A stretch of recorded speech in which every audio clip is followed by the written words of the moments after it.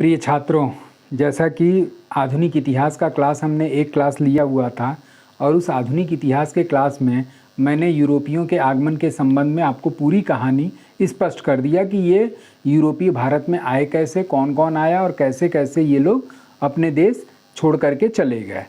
अब जो आधुनिक इतिहास का मोस्ट इम्पॉर्टेंट टॉपिक आ जाता है वो है आपका बंगाल प्रांत। चूँकि ये जो बंगाल प्रांत है, ये बंगाल प्रांत भारत का सबसे समृद्धशाली प्रांत हुआ करता था और इसी बंगाल प्रांत पर अंग्रेज़ों के द्वारा सर्वप्रथम अपनी नज़र गड़ाई गई या नज़र रखी गई कि इस बंगाल प्रांत पर सबसे पहले किस तरीके से कब्जा किया जाए।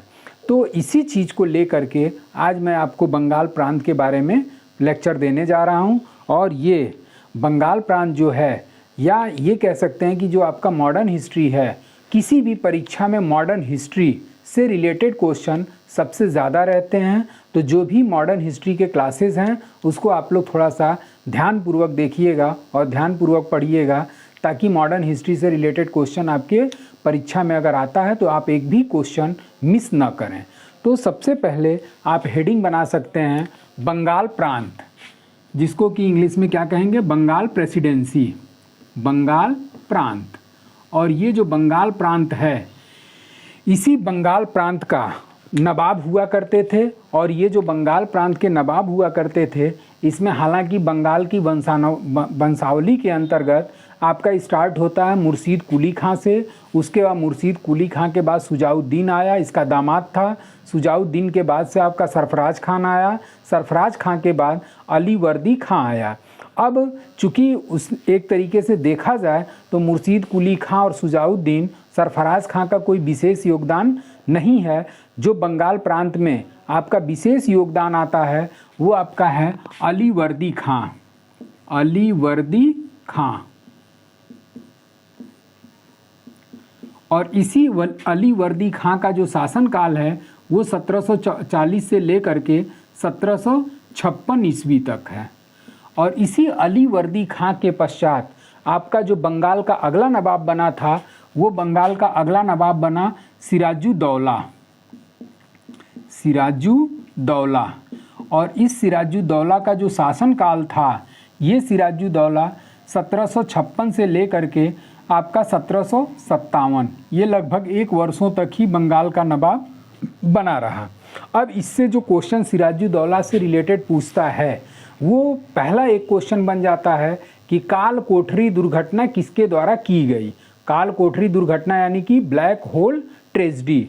और ये सिराजुद्दौला किया क्या कि इसके द्वारा एक डेट हुआ करती थी 20 जून 1756, 20 जून 1756। और इसी 20 जून 1756 को सिराजुद्दौला के द्वारा काल कोठरी दुर्घटना घटित की गई थी, काल कोठरी दुर्घटना। और ये जो काल कोठरी दुर्घटना है, इसको कभी कभी इंग्लिश में भी आपका क्वेश्चन पूछ देता है। थोड़ा सा इंग्लिश पे भी आप लोगों को ध्यान रखना होगा, क्योंकि बहुत सारे क्वेश्चन इंग्लिश में पुटअप हो जाते हैं और लड़के उस प्रश्न की जानकारी या उस प्रश्न का उत्तर उनको रहता है, लेकिन इंग्लिश की वजह से वो लोग उस प्रश्न का सॉल्यूशन नहीं निकाल पाते। तो इसी काल कोठरी दुर्घटना को किस नाम से जाना जाता है, तो black hole tragedy, black hole tragedy. ठीक। अब ये ब्लैक होल ट्रेजेडी कब की गई, तो 20 जून 1756। अब इसका सार आप लोग समझ लीजिए, मेन इसकी कहानी क्या थी ब्लैक होल ट्रेजेडी की। तो इस 20 जून, जून का महीना यानी कि भयंकर प्रचंड गर्मी, ठीक। और इसी 20 जून को इसने क्या किया कि 14 गुणे 18 फीट, 14 गुणे 18 फीट का एक कमरा था। और उसी 14 गुणे 18 फीट के कमरे में सिराजुद्दौला ने 146 अंग्रेज़ व्यक्तियों को बंद कर दिया। 146 अंग्रेज़ व्यक्तियों को इसने क्या किया, बंद कर दिया। अब जब 146 अंग्रेज़ व्यक्तियों को बंद कर दिया, और महीना कौन सा, आपका जून का, और वो भी 14 गुणे 18 फीट का जो ऐसा कमरा था जिसमें वेंटिलेशन का कोई भी माध्यम नहीं था, मतलब ना तो खिड़की थी ना तो रोशनदान था। और उस 14 गुणे 18 फीट के 146 अंग्रेज़ व्यक्ति को ठूस दिया। और जब ठूस दिया तो अगले दिन केवल 23 अंग्रेज जिंदा बचे थे। कितने अंग्रेज जिंदा बचे? 23 अंग्रेज जिंदा बचे। अब जब ये 23 अंग्रेज जिंदा बचे तो इस तरीके से अंग्रेज इस पर काफ़ी ज़्यादा क्रुद्ध हुए कि इसने इस तरीके का हम लोगों के साथ शोषण किया या इस तरीके का हम लोगों के साथ व्यवहार किया। अब जब 23 अंग्रेज जिंदा बचे तो रॉबर्ट क्लाइव जो था वो आया बंगाल में, और रॉबर्ट क्लाइव ने साजिश और विश्वासघात किया। और जब रॉबर्ट क्लाइव ने साजिश और विश्वासघात किया तो इस साजिश और विश्वासघात में तो एक हिंट के रूप में आप क्या पॉइंट बना सकते हैं? साजिश और विश्वासघात, साजिश और विश्वासघात। और ये जो साजिश और विश्वासघात था ये किसके साथ हुआ था? तो साजिश और विश्वासघात इसने बंगाल के प्रमुख व्यक्तियों से मिल करके किया। और जो प्रमुख व्यक्तियों से मिल करके किया, इसमें आपका प्रमुख व्यक्ति में कौन शामिल था? तो प्रमुख व्यक्ति में मीर जाफ़र, जो इसका मुख्य सेनापति हुआ करता था। और ये जब मीर जाफ़र से मिला तो मीर जाफ़र को इसने क्या किया? मीर जाफ़र को इसने धन तथा पद की लालच दिया कि तुम हमारा साथ दो, आने वाले समय में हम तुमको बंगाल का नवाब नियुक्त करेंगे और ढेर सारा आर्थिक धन प्रदान करेंगे। तो इस तरीके से साजिश और विश्वासघात का सूत्रधार कौन था? तो उसका सूत्रधार था रॉबर्ट क्लाइव या फिर लॉर्ड क्लाइव। और ये लॉर्ड क्लाइव जा कर के किससे मिला? तो मुख्य सेनापति था आपका मीर जाफ़र। और जब मीर जाफ़र से मिला तो मिलने के पश्चात ये मीर जाफ़र इसके झांसे में आ गया। और जब झांसे में आ गया तो इसी कारण से मीर जाफ़र को क्लाइव का गधा अथवा गीदड़ कहा जाता है। ये भी क्वेश्चन आपकी परीक्षाओं में आता है कि मीर जाफ़र किसका गधा अथवा गीदड़ माना जाता है? तो रॉबर्ट क्लाइव का गधा अथवा गीदड़, क्योंकि ये already Mir Jafar Robert Clive, जैसे जैसे रॉबर्ट क्लाइव कहा करता था वैसे वैसे ये करता था। तो एक तरीके से गधा को जिस तरीके से हाँक दीजिए उसी तरीके से वो चलता रहता है। तो सेम कंडीशन यहाँ पर भी थी। अब मीर जाफ़र क्या हो गया? रॉबर्ट क्लाइव से मिल गया। अब जब मिल गया तब जा कर के आपका सिराजुद्दौला और अंग्रेज़ों के मध्य एक युद्ध हुआ। और इस युद्ध का क्या नाम था? तो इस युद्ध का नाम था आपका प्लासी का युद्ध।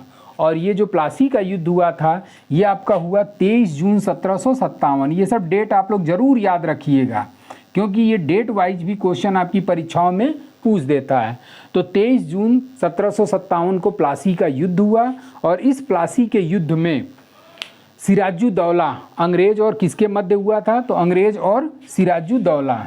तो यहाँ पर नीचे आप पॉइंट बना सकते हैं अंग्रेज वर्सेज सिराजुद्दौला, अंग्रेज बनाम सिराजुद्दौला। तो इस तरीके से जब इन दोनों के मध्य युद्ध हुआ तो सिराजुद्दौला को इस बात की जानकारी नहीं थी कि हमारा मुख्य सेनापति मीर जाफ़र अंग्रेज़ों से मिला हुआ है। तो सिराजुद्दौला ने इस युद्ध में अपनी सेना को दो भागों में विभाजित कर दिया, जिसमें एक भाग का नेतृत्व अपने मुख्य सेनापति मीर जाफ़र को प्रदान किया और दूसरे छोटे भाग का नेतृत्व मीर मदन और मोहन लाल नामक दो सेनापतियों द्वारा किया गया। अब जब युद्ध प्रारंभ हुआ तो इस युद्ध में अधिकांशतः भाग का नेतृत्व कौन कर रहा था? तो मीर जाफ़र कर रहा था। और ये मीर जाफ़र चुपचाप खड़ा होकर के तमाशा देखता रहा। और जो छोटी टुकड़ी मीर मदन और मोहन लाल जिनके पास छोटी टुकड़ी का नेतृत्व था वो लोग अपना युद्ध अंग्रेज़ों के विरुद्ध करने लगे। अब जब अंग्रेज़ों के विरुद्ध ये लोग युद्ध कर रहे थे और ये चुपचाप खड़ा होकर के तमाशा देख रहा था, उसी समय आपका मीर जाफ़र सिराजुद्दौला के हाथी के पैर में गोली लगी। और जब हाथी के पैर में गोली लगी तो वो युद्ध का मैदान छोड़ करके भागने लगा। उसी समय मीर जाफ़र का जो पुत्र था मीरन बहादुर, और इसी ने सिराजुद्दौला की गोली मार करके हत्या कर दिया। तो इस तरीके से सिराजुद्दौला के शासनकाल का अंत हो गया। और बंगाल का अगला नवाब फिर कौन बन गया? तो बंगाल का अगला नवाब बन गया आपका मीर जाफ़र। तो अब इसमें जितने भी पॉइंट्स निकलते हैं, जो क्वेश्चन आपकी परीक्षाओं में पुटअप होते हैं, वो आपका सबसे पहला इंपॉर्टेंट क्वेश्चन आपका बन जाता है काल कोठरी दुर्घटना। और ये काल कोठरी दुर्घटना की डेट आप लोग जरूर याद रखिएगा 23 जून 1756, ये मोस्ट इंपॉर्टेंट के रूप में हो जाता है। उसके बाद से प्लासी का युद्ध, इसमें दूसरा क्वेश्चन आपका निकल गया। प्लासी का युद्ध कब हुआ था? तो 23 जून 1757 को। और ये किसके किसके मध्य हुआ था? तो ये अंग्रेज़ और सिराजुद्दौला के मध्य हुआ था। अब ये जो क्वेश्चन है ये भी इम्पॉर्टेंट बनता है, लेकिन एक क्वेश्चन पूछता है कि प्लासी कहाँ स्थित है? तो प्लासी आपका पश्चिम बंगाल में स्थित है। ये भी क्वेश्चन आपकी परीक्षाओं में पूछा जा चुका है। तो इस तरीके से इतना जो भी हमने लेक्चर दिया, इसमें से आपका 2-3 क्वेश्चन मोस्ट इम्पॉर्टेंट के रूप में शामिल होता है। अगला क्वेश्चन ये बन जाता है कि सिराजुद्दौला की मृत्यु के पश्चात आपका बंगाल का अगला नवाब कौन बना? तो बंगाल का अगला नवाब आपका मीर जाफ़र बना था। तो इस तरीके से इतने लेक्चर में आपके 3 क्वेश्चन निकले। उसके बाद से आपका मीर जाफ़र के पश्चात अगला जो बंगाल का नवाब बना वो कौन था? तो मीर जाफ़र के पश्चात अगला जो बंगाल का नवाब बना था वो था मीर कासिम। मीर कासिम। अब इस मीर कासिम की कहानी जान लीजिए। तो मीर कासिम प्रारंभ में इसकी राजधानी कहाँ हुआ करती थी? तो इसकी राजधानी हुआ करती थी मुर्शिदाबाद। मुर्शिदाबाद कहाँ पड़ता है? तो मुर्शिदाबाद जो है वो आपका पड़ता है मुर्शिदाबाद। तो मुर्शिदाबाद जो है ये पश्चिम बंगाल में पड़ता है और इसने अपनी राजधानी क्या किया? परिवर्तन किया। अब अगला पॉइंट क्या हो गया? राजधानी परिवर्तन। और जब ये राजधानी परिवर्तन किया तो मुर्शिदाबाद से ये अपनी राजधानी कहाँ लेकर के चला गया? मुंगेर। और जब मुंगेर आपका बिहार में पड़ता है, और जब ये मुंगेर ले गया तो वहाँ पर इसने गन फैक्ट्री की स्थापना किया, क्योंकि भारतीयों की सबसे बड़ी कमजोरी थी वो इनके पास बंदूकों का अभाव था। इनके नवाबों के पास बंदूकों का अभाव था, जबकि अंग्रेज़ों के पास बंदूकें हुआ करती थी, जो इनके हार का मुख्य कारण बनी। और इसी चीज़ को ऑब्जर्व करते हुए मीर कासिम ने मुंगेर में आपका गन फैक्ट्री की स्थापना किया। और जब गन का उत्पादन होने लगा, बंदूक का उत्पादन होने लगा, तब जाकर के ये मीर कासिम जाकर के किससे मिला? तो शुजाउद्दौला से। शुजाउद्दौला। और ये जो शुजाउद्दौला था ये क्या था? तो ये अवध का नवाब था। अवध का नवाब। और जब ये अवध का नवाब था तो ये मीर कासिम शुजाउद्दौला से मिला, और ये दोनों जा कर के मुग़ल बादशाह शाह आलम द्वितीय से मिले। मुग़ल बादशाह शाह आलम द्वितीय से मिले। ये कौन था? तो ये आपका मुग़ल बादशाह था। अब इस तरीके से ये तीनों आपस में मिल गए। कौन कौन? मीर कासिम, शुजाउद्दौला और शाह आलम। जब ये तीनों आपस में मिल गए तो इन तीनों के मध्य त्रिगुट सेना तैयार हो गई। त्रिगुट सेना। और जब त्रिगुट सेना तैयार हुई तो त्रिगुट सेना वर्सेज अंग्रेज के मध्य फिर एक युद्ध हुआ। और इन दोनों के मध्य जो युद्ध हुआ था वो कौन सा युद्ध कहलाया? तो वो आपका कहलाया बक्सर का युद्ध। और ये जो बक्सर का युद्ध हुआ था ये कब हुआ था? तो ये आपका बक्सर का युद्ध जो है वो 22 अक्टूबर 1764 को हुआ। अब जब ये 22 अक्टूबर 1764 को त्रिगुट सेना में शाह आलम, शुजाउद्दौला और मीर कासिम ये तीनों शामिल थे। और ये त्रिगुट सेना वर्सेस अंग्रेज के मध्य 22 अक्टूबर 1764 को कौन सा युद्ध हुआ? बक्सर का युद्ध हुआ। और इसमें भी त्रिगुट सेना क्या हुई? पराजित हुई। त्रिगुट सेना का मतलब ये तीनों जो एक साथ लड़े थे ये पराजित हुए और अंग्रेज क्या हो गए? विजयी हुए।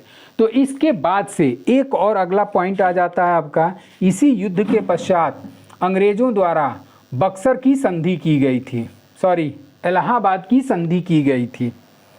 इसी युद्ध के पश्चात कौन सी संधि हुई? ये भी आपकी परीक्षाओं में क्वेश्चन पूछता है कि इलाहाबाद की संधि कब हुई थी। तो इलाहाबाद की जो संधि हुई थी वो आपका हुई थी 1765 ईस्वी में। अब जब 1765 ईस्वी में इलाहाबाद की संधि हुई तो इसी संधि के परिणाम स्वरूप अवध के नवाब शुजाउद्दौला और आपका रॉबर्ट क्लाइव के मध्य इलाहाबाद की तीसरी संधि हुई थी और दूसरी संधि। और जो ये इलाहाबाद की दूसरी संधि हुई थी 1765 ईस्वी में, इसमें शुजाउद्दौला पर 50 लाख रुपए का जुर्माना लगाया गया। उसके बाद से जो इलाहाबाद की प्रथम संधि भी आपका 1765 ईस्वी में ही हुई थी, केवल कुछ दिनों का अंतर था। जैसे कि इलाहाबाद की जो प्रथम संधि हुई थी वो 12 अगस्त 1765 को हुई, और जो प्रथम संधि हुई थी वो शाह आलम द्वितीय, जो मुगल बादशाह हुआ करता था, शाह आलम द्वितीय, और उसके पश्चात कौन अधिकारी था, अंग्रेज अधिकारी, रॉबर्ट क्लाइव। तो शाह आलम द्वितीय और रॉबर्ट क्लाइव के मध्य इलाहाबाद की प्रथम संधि हुई, और इस संधि में बंगाल, बिहार, उड़ीसा की दीवानी अंग्रेजों को प्रदान कर दी गई, और उसके बाद इस शाह आलम द्वितीय को 26 लाख रुपए वार्षिक पेंशन देने का वादा किया गया। जबकि दूसरी संधि आपका 16 अगस्त, 4 ही दिन बाद 16 अगस्त 1765 को अवध के नवाब शुजाउद्दौला और अंग्रेजों के मध्य हुई, और इसके पश्चात शुजाउद्दौला पर 50 लाख रुपए का जुर्माना लगा दिया अंग्रेज़ों ने कि जो भी इस युद्ध में हानि हुई है उस हानि की भरपाई आप करेंगे।